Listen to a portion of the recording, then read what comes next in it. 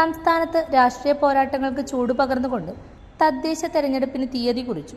December 9, 11 തീയതികളിലായി 2 ഘട്ടങ്ങളിലായാണ് വോട്ടെടുപ്പ് നടക്കുക. ഡിസംബർ 13 വോട്ടെണ്ണൽ നടക്കും. സംസ്ഥാന തെരഞ്ഞെടുപ്പ് കമ്മീഷണർ എ ഷാജഹാനാണ് പ്രഖ്യാപനം നടത്തിയത്. മാതൃകാ പെരുമാറ്റച്ചട്ടം നിലവിൽ വന്നതായി തെരഞ്ഞെടുപ്പ് കമ്മീഷണർ അറിയിച്ചു.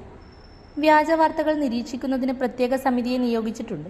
തദ്ദേശ തെരഞ്ഞെടുപ്പിനുള്ള അന്തിമ വോട്ടർ പട്ടിക നവംബർ 14 പ്രസിദ്ധീകരിക്കുമെന്നും കമ്മീഷണർ അറിയിച്ചു. രാവിലെ 7 മണി മുതൽ വൈകിട്ട് 6 വരെയാണ് വോട്ടെടുപ്പ്.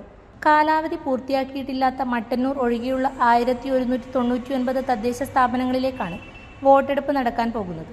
വാർഡ് വിഭജനത്തിന് ശേഷം ആകെ 23,612 വാർഡുകളാണുള്ളത്. മുൻപ് 21,900 വാർഡുകളായിരുന്നു ഉണ്ടായിരുന്നത്.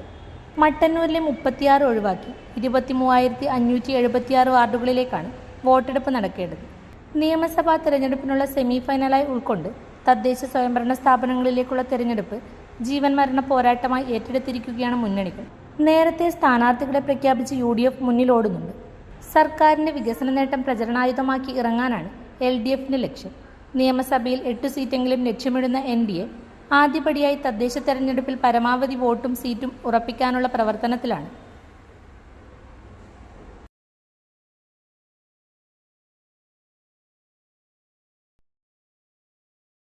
മലയോരത്തിന്റെ മണ്ണിൽ ആതുര ശുശ്രൂഷ രംഗത്ത് സഹകരണ മേഖലയുടെ കയ്യൊപ്പ്.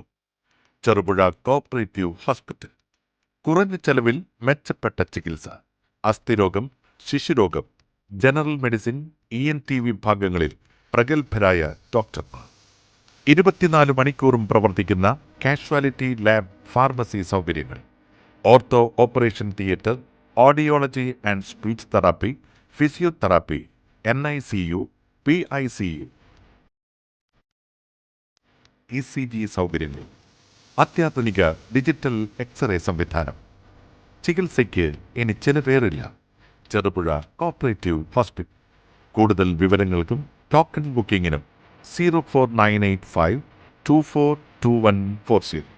മൊബൈൽ 6238064141.